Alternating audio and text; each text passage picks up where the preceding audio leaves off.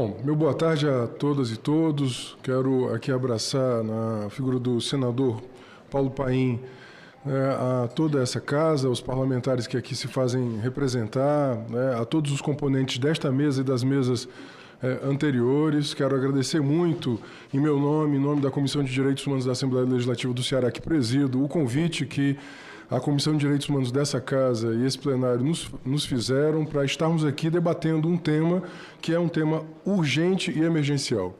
Mas, senador, eu quero me permitir também fazer uma menção muito especial. Estou aqui ao lado de uma cearense, Márcia Xavier. Ela é filha, ela vem da comunidade do Tomé, no município de Limoeiro do Norte, que é um dos municípios em que mais se praticava a pulverização aérea na fruticultura irrigada. Ela é filha de um camponês chamado José Maria do Tomé, da comunidade do Tomé, que foi assassinado covardemente com 19 tiros no dia 21 de abril de 2010, porque ele era uma figura exponencial na denúncia e na luta contra a pulverização aérea de agrotóxicos. Por isso mesmo, a nossa lei leva o seu nome, Lei José Maria do Tomé.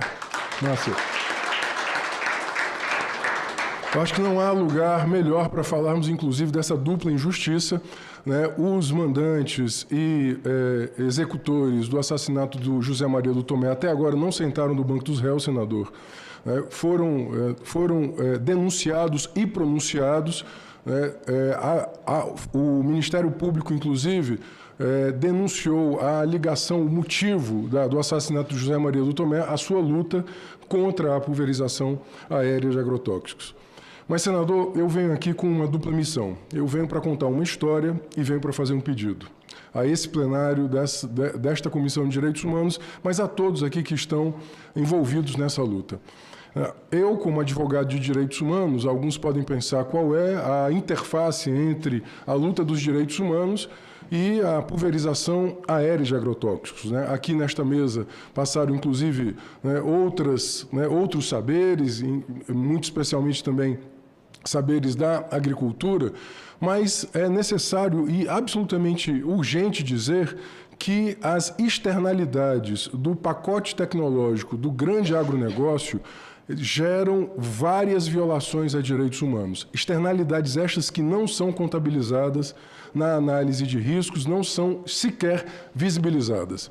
A quantidade de pessoas intoxicadas, os mananciais hídricos contaminados, o solo contaminado, a contaminação em larga escala, as neoplasias, os cânceres, os problemas neurológicos, as crianças que nascem com síndrome de focomelia, ou seja, má formação congênita de membros, ou amelia, total ausência de membros, a puberdade precoce, inclusive Márcia vai falar um pouco sobre isso.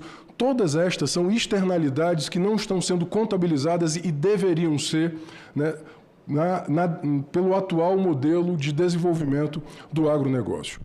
A agricultura, ou seja, a domesticação da produção de alimentos, ela tem 12 mil anos. Como já foi colocado aqui pelo Rogério, boa parte da história da humanidade, da história da agricultura, não se fez uso deste tipo de pacote tecnológico. Esse pacote tecnológico está associado, em especial, ao pós-guerra, ao período subsequente à Segunda Guerra Mundial, com maior intensidade, em especial a partir dos anos 60. Esse pacote tecnológico está baseado em mecanização, automação, portanto, destruição de postos de trabalho e substituição desses postos de trabalho por mecanização.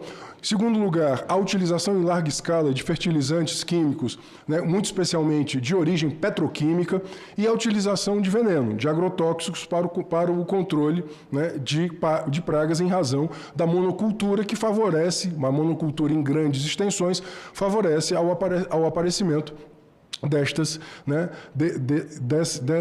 dessas pragas. Bom, esse pacote tecnológico ele foi vendido ainda no final da Segunda Grande Guerra como algo que viria para matar a fome no mundo. Veja, a propaganda da indústria da química fina fez esta propaganda de si própria ainda nos anos 50, mas notadamente nos anos 60. Passado todo esse período, um período de 60 anos, a fome no mundo ela não acabou porque ela não era um problema tecnológico, senador. A fome é um problema de ordem política, social e econômica. Portanto, de cara, o pacote tecnológico vendido pelo agronegócio, ele mente quando ele vende a si próprio como algo seguro, quando na verdade ele não é, porque ele tem um conjunto de externalidades que não são contabilizadas, né, pela sociedade, externalidades essas do ponto de vista da saúde pública, e quem paga isso é a sociedade inteira, porque aquela pessoa que é vítima, por exemplo, desse pacote tecnológico do agronegócio, do veneno que o agronegócio despeja, por exemplo, ela vai bater corretamente a porta do SUS. E não a porta do agronegócio. Há várias teses, inclusive, aqui estou ao lado de vários pesquisadores da Fiocruz, há teses de doutoramento, inclusive, de pesquisadores da Fiocruz, já registrados, inclusive, no sul do país, doutor Leomar, doutor Pedro, têm acesso a estas teses, fazendo a contabilidade entre quanto o agronegócio compra de agrotóxico e quanto o SUS gasta, por exemplo, em tratamento de intoxicações, sem contabilizar, senador, por exemplo, os tratamentos de cânceres, que são tratamentos, inclusive, muito mais caros. A sociedade, não só a sociedade brasileira, as sociedades contemporâneas não contabilizaram, por exemplo, a relação causal e quanto isso custa, inclusive, para estas sociedades, não só em dor e sofrimento, o que obviamente é muito grande, a dor e sofrimento, né? Nós sabemos disso, eu lamentavelmente sei disso de maneira muito próxima, o que era a dor e o sofrimento de uma pessoa que atravessa um câncer e morre de câncer, mas também do ponto de vista do balanço das políticas públicas. Os colegas da Fiocruz e a colega do Ministério da Saúde sabem muito bem do que eu estou dizendo. Portanto, este pacote, né, tecnológico do agronegócio, ele não é sustentável e ele não é cientificamente, estou falando aqui, né, isso não são palavras ao vento, ele não é cientificamente seguro, porque se nós fôssemos contabilizar, né, os riscos, né, que são invisibilizados, as externalidades negativas, ele não seria legalizado, ele não seria defensável, ele não é defensável, porque não são contabilizadas exatamente estas externalidades que causam tanta dor e sofrimento às pessoas e, obviamente, também destruição ambiental. E certamente já foi colocado aqui, a nossa audiência é exclusiva sobre pulverização aérea. Mas antes de chegar nesse tema, é necessário pensar que, de fato, todo o modelo ele tem que ser alterado, porque nós estamos reféns hoje deste modelo. E para isso nós temos que ter agenda, nós estamos numa casa parlamentar e a agenda tem que ser feita. Em primeiro lugar, a agenda, senador, é a agenda de banir os banidos, tributar aquilo que não é tributado, porque não tem sentido, por exemplo, que um analgésico seja tributado do ponto de vista de impostos federais e estaduais e um veneno não o seja. Isso não tem o menor sentido do ponto de vista ético, do ponto de vista jurídico. Portanto, nós precisamos banir os banidos, tributar mais e regular mais. Foi tentando regular mais que nós apresentamos esta lei, fruto, obviamente, do martírio do pai da Márcia, o José Maria do Tomé, um camponês da cidade de Limoeiro do Norte, uma das áreas com maior expansão da fruticultura irrigada do Brasil. Estas áreas são áreas de contra-reforma agrária. O poder público chega, ao invés dele democratizar a terra, ele concentra a terra e estimula a monocultura, estimula a concentração de terra, senador, e a utilização desse pacote tecnológico. O pai da Márcia, o José Maria do Tomé, um camponês com grande consciência ambiental, passa a liderar um movimento contra a chuva de veneno, não tem outro nome, a chuva de veneno. Em 2009, graças ao trabalho dele, uma lei municipal foi aprovada no município de Limoeiro do Norte, proibindo a pulverização aérea, proibindo a chuva de veneno. Em 2010 ele é assassinado, no mesmo ano de 2010 esta lei municipal ela foi revogada pelo mesmo parlamento municipal que havia aprovado esta lei. Eu tomo posse em 2015, foi o meu primeiro projeto de lei, fizemos uma luta sem quartel, porque todas as forças do agronegócio que se movimentaram para impedir politicamente a aprovação da nossa lei. Mas graças a uma aliança muito importante, senador, que foi a aliança entre, eu peço a paciência de Vossa Excelência, foi a aliança entre a boa pesquisa, e aqui eu queria fazer um elogio aos pesquisadores e pesquisadoras do Brasil, das universidades públicas, da Fiocruz, médicos muito devotados, inclusive, à pesquisa entre a relação causal entre as substâncias pulverizadas e, por exemplo, contaminação de mananciais hídricos, contaminação de poços profundos. Por exemplo, só para dar um dado, existem pesquisas que dão conta de que 24 poços pesquisados pesquisados em triplicata, ou seja, 3 amostras para cada poço. Todos eles estavam contaminados com substâncias pulverizadas naquela região, em especial de muitos fungicidas. Os colegas da Fiocruz sabem bem do que eu estou falando. Portanto, eu quero fazer este elogio à pesquisa brasileira, pesquisa de boa qualidade, mas esta aliança entre a pesquisa só foi possível com um movimento social, com um movimento camponês, um movimento de sem terra, o MST, um movimento daqueles e daquelas que querem uma transição para alimentos saudáveis.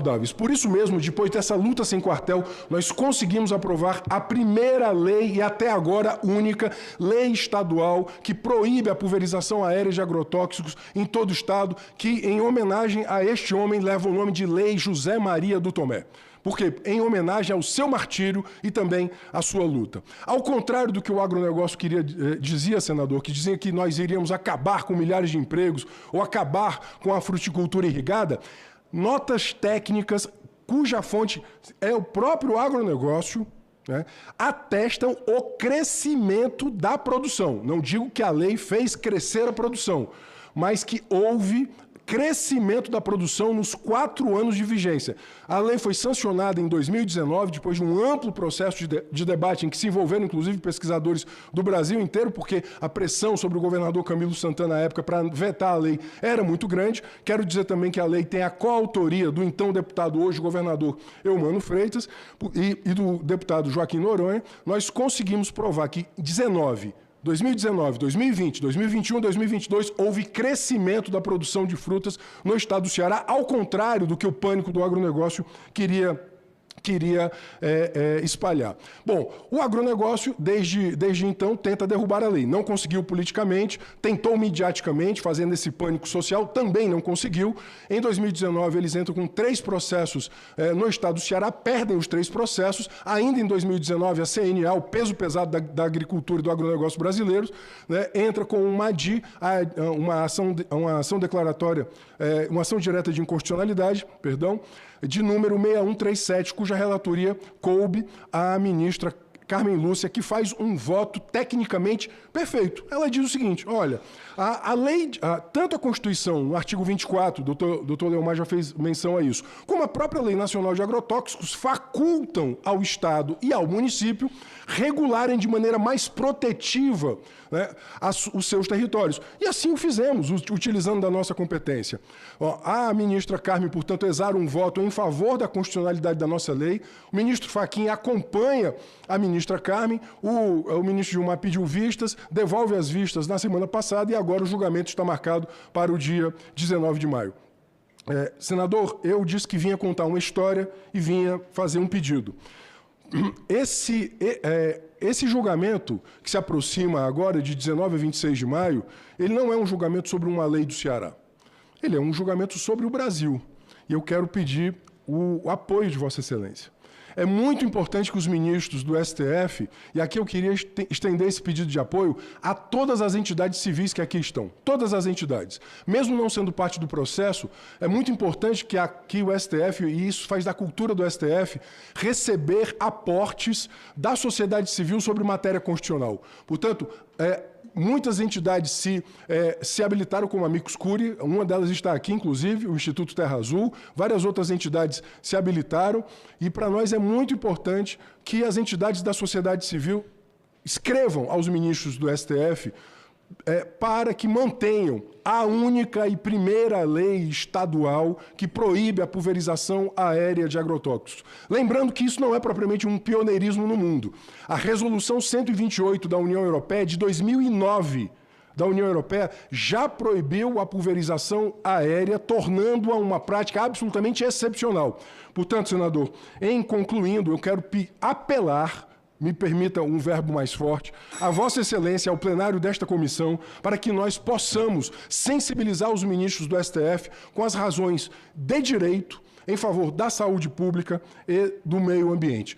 Para quem quiser, meu tempo termina, mas quem quiser mais informações sobre toda essa história, acesse chuvadevenenonão.com.br, chuvadevenenonão.com.br, porque nós compreendemos técnica e cientificamente que é necessário superar esta prática, iniciar de maneira mais vigorosa um movimento pela transição agroecológica. Aqui se encontra a campanha nacional contra os agrotóxicos, que ela é contra os agrotóxicos, mas é a favor de uma transição agroecológica, e dizer que nós precisamos superar este pacote tecnológico do veneno, da mecanização, né, e da dependência petroquímica. Isso é fundamental porque a humanidade já soube produzir a sua sustentação a partir de alimentos saudáveis. A humanidade saberá, mais uma vez, fazer isso com controles biológicos, com outro tipo de manejo. E, por fim, eu quero dedicar aqui, mais uma vez, o meu respeito à dor que esta família do Tomé teve. Não só porque perdeu o Zé Maria assassinado, que foi, e é necessário fazer justiça a este homem que foi assassinado e a sua família, e que este martírio não tenha sido em vão. Chuva de veneno nunca mais. Muito obrigado. Muito bem, deputado estadual Renato Rosseno.